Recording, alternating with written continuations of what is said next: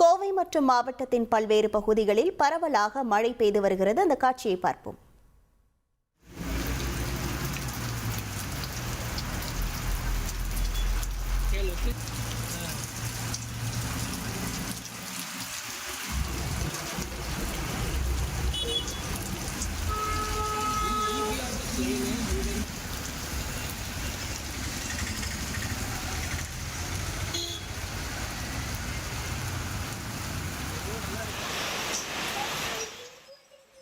இது தொடர்பான முழு விவரங்களோடு இணைகிறார் நமது செய்தியாளர் ஹரிதாஸ். வணக்கம் ஹரிதாஸ். தற்போது கோவையில் எந்தெந்த பகுதிகளில் மழை பெய்து வருகிறது, எவ்வளவு நேரமாக இந்த மழை பெய்து வருகிறது, முழு விவரங்கள்?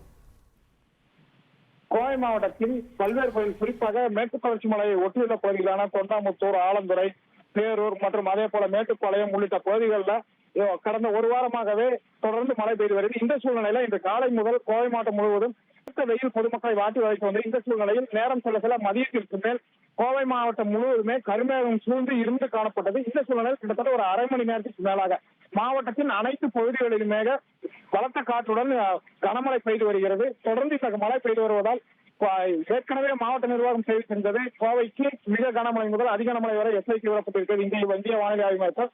ஆனால் தேவையான நடவடிக்கைகளை எடுத்து வைத்துள்ளோம் என்று தெரிவித்துள்ளனர். இந்த சூழ்நிலையில் இன்னும் ஒரு வாரத்திற்கு இந்த மழையானது தொடரும் என்று எதிர்பார்க்கப்படுகிறது. தற்பொழுது கோவை மாவட்டத்தின் பிரதான மாநகர் பகுதிகளான காந்திபுரம், உக்கடம், சிங்காநல்லூர், கீழமேடு, கோவை விமான நிலையம் போன்ற பல்வேறு பகுதிகளிலும் பரவலாக கனமழை பலத்த காற்றுடன் பெய்து வருகிறது.